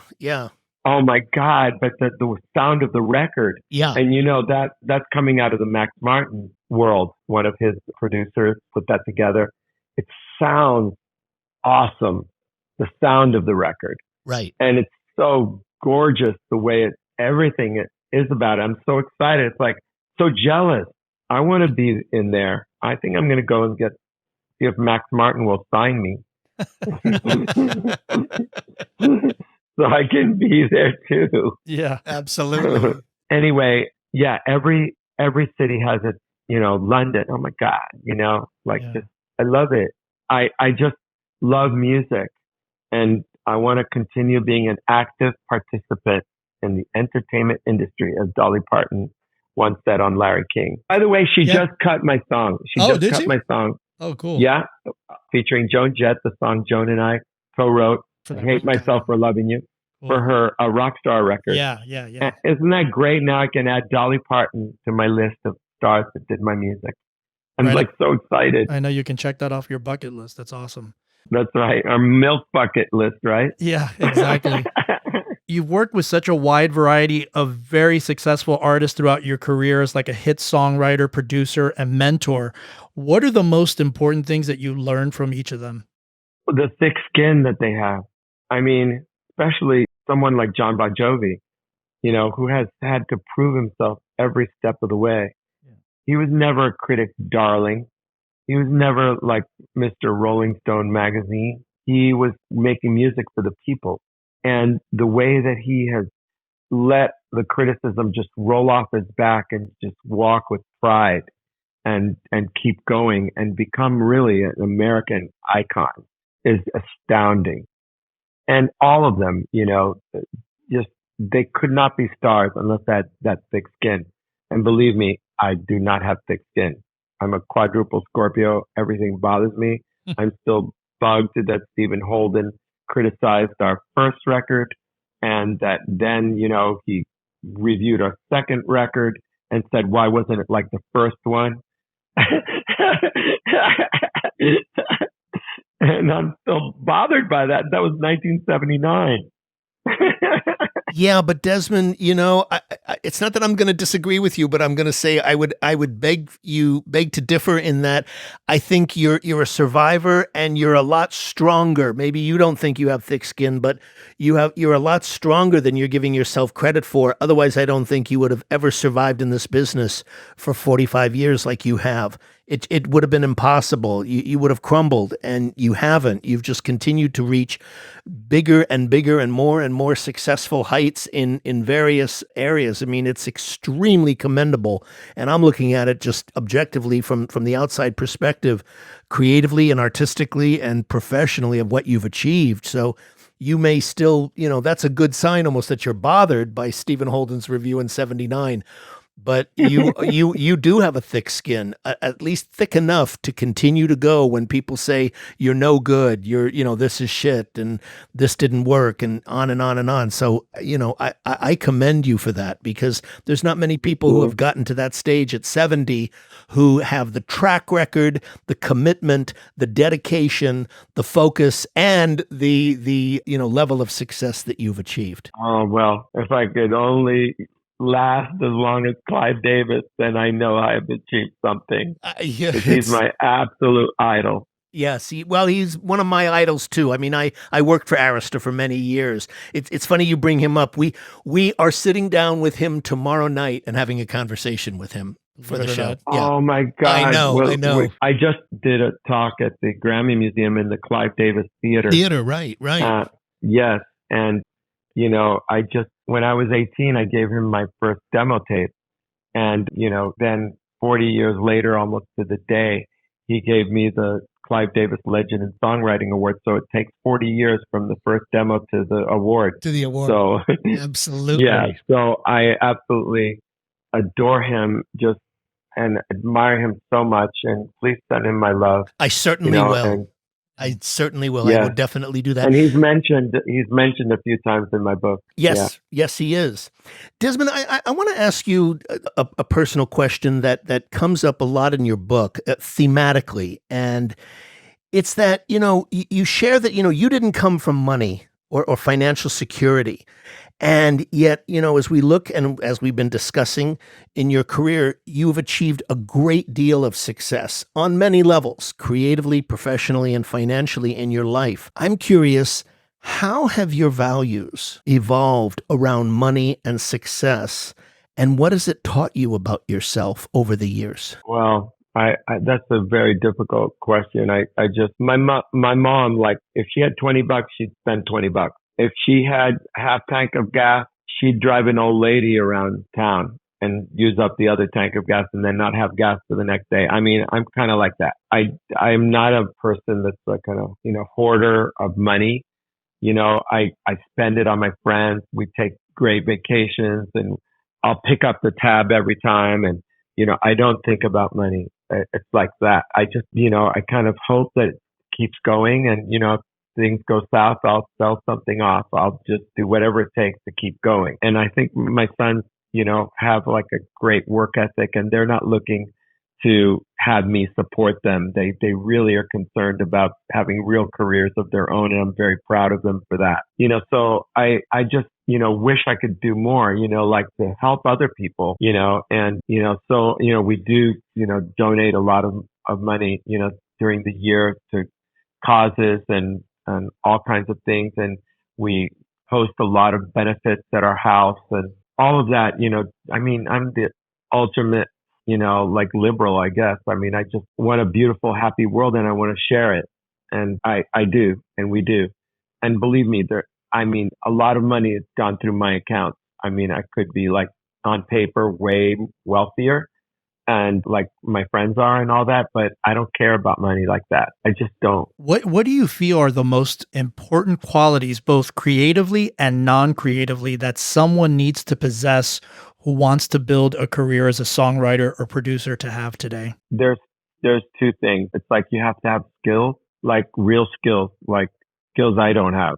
Like I always tell the interns and the students and all that, it's like, learn to be self-sufficient. I am not. I can't even turn on my own, mixing board. That's why I'm an old-fashioned producer. I'm not self-sufficient. I tell them to learn how to sing, how to play every instrument, learn how to write lyrics, learn how to program, learn how to do everything, because if your co-writer doesn't show up, does that stop your career? And so many brilliant young people today are very self-sufficient. And I think that's a must. And to be in a music town, that's appropriate to the music that you love and want to be in. And so if you're into country music, like I told Carrie Underwood, I said, what kind of music do you want to do?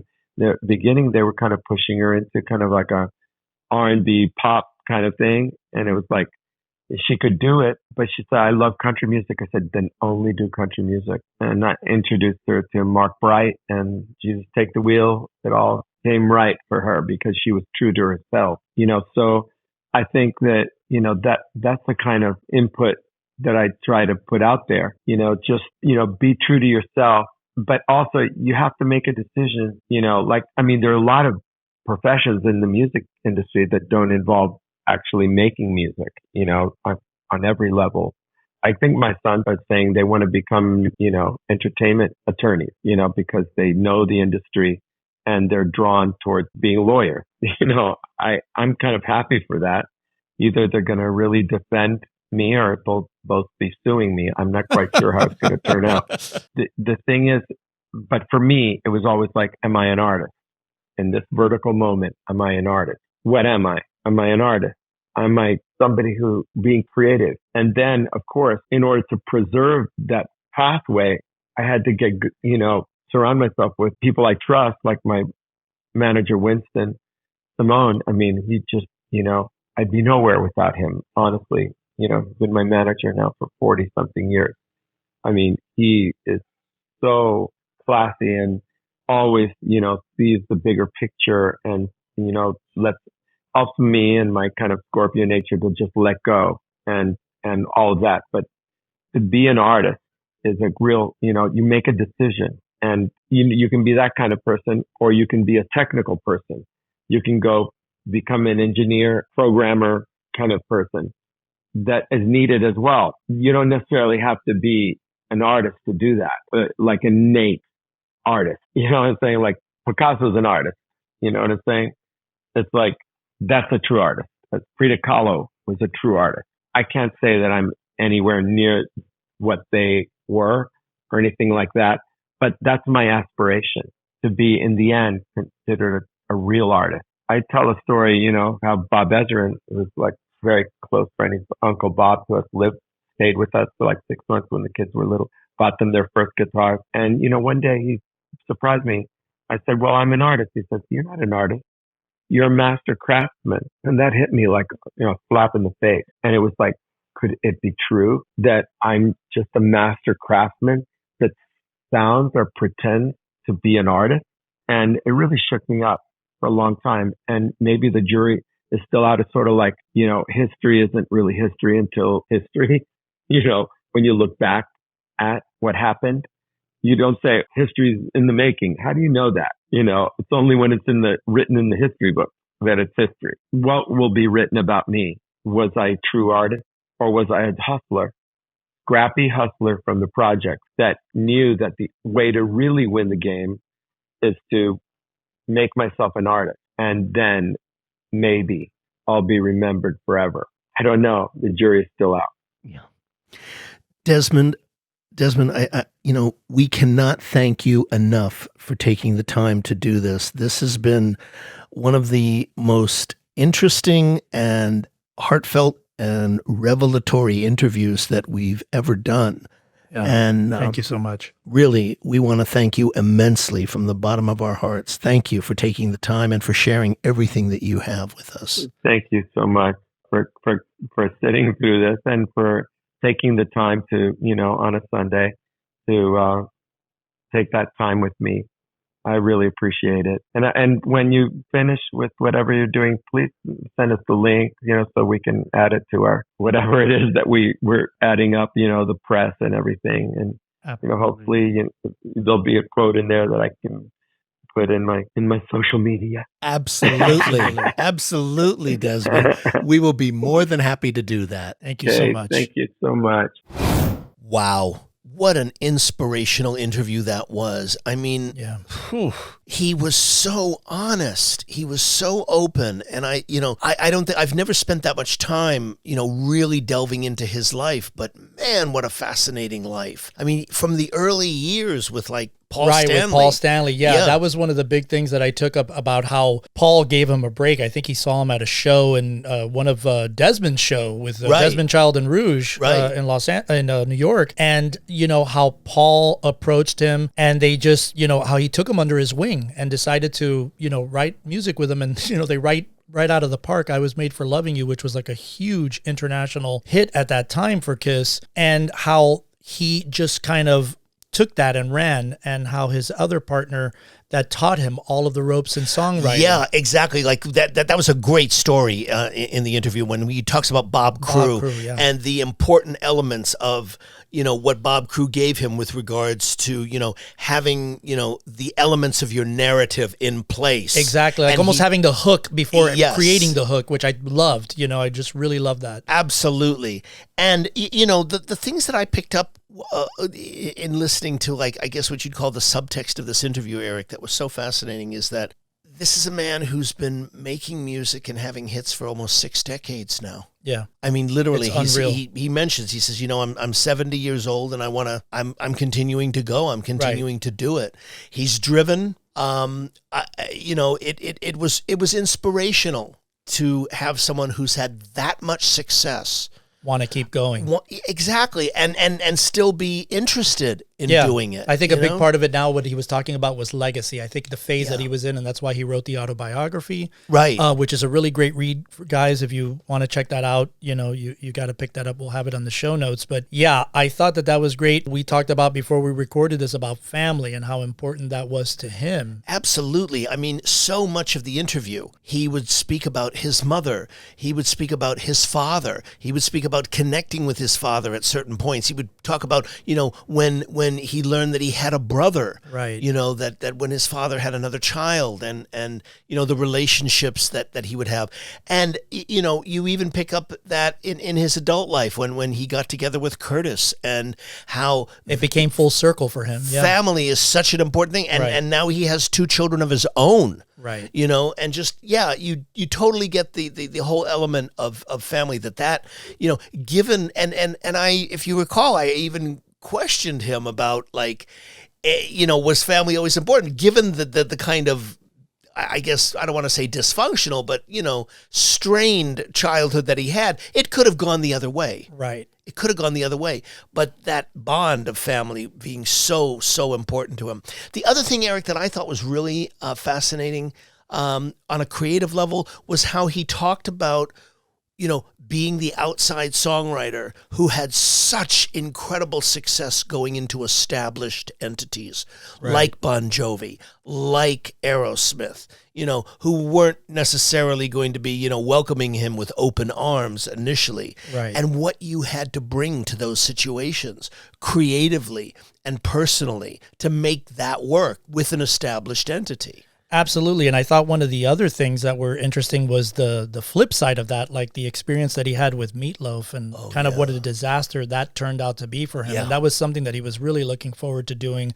And, the whole connection with Jim Steinman and everything that he talked about during that process and how abusive that relationship was between Meatloaf and Desmond. And you're right. I mean, it was an important project to him because he was also, when you talk about legacy, he was also doing it on the legacy of that album. Of course. The Bat Out of Hell. I mean, those things, that and then the second one, I think, were massive successes. Right. With huge hits on them. And here he's, and I felt so bad for him when he was telling that story and how the credits weren't even showing, and he had like a small credit. It looked like Jim Steinman had still done it when he was confiding with Jim Steinman on the side, right after he was having all these problems during the recording of Bat Out of Hell 3. Absolutely, and the fact that he didn't get paid, and it just, man, it's just those are the circumstances that you never can predict, and you live and you learn.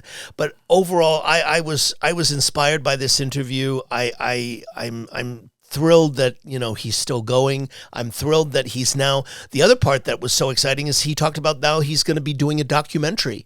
The documentary of his career and Yeah. the play that he's doing on the life of him in Cuba and all that experience. Which is coming now. Yeah. That's very exciting. So to me, it just goes to show how, you if you find in your life what you are passionate about and committed to, that you can have something that's very, very, very exciting as long as you stay committed to it. Hey, Insiders, thanks so much for tuning into this episode. We really appreciate it. To get show notes, links, and everything that was mentioned during this interview, head on over to our official website at MUBUTV.com/podcast/show notes. If you're enjoying the content and what we're doing here on the show, please subscribe to the podcast on Apple Podcasts, Spotify, or wherever you listen to podcasts from. And don't forget to rate and review our show at iTunes. 5-star reviews are always welcome and help to ensure that our podcast stands out on the top-rated and new and noteworthy charts on iTunes and our space. You can also find us at social media at Facebook, Instagram, TikTok, and Twitter X, all ending with the handle MUBUTV, which is spelled MUBUTV. Don't forget to catch our flagship show, the MUBUTV Music Business Insider video series, airing every week on YouTube at youtube.com/MUBUTV. This show was produced and created by Rich Ezra and Eric Knight. Theme music by Disciples of Babylon, and be sure to tune in next week for another episode of the MUBUTV Music Business Insider Podcast.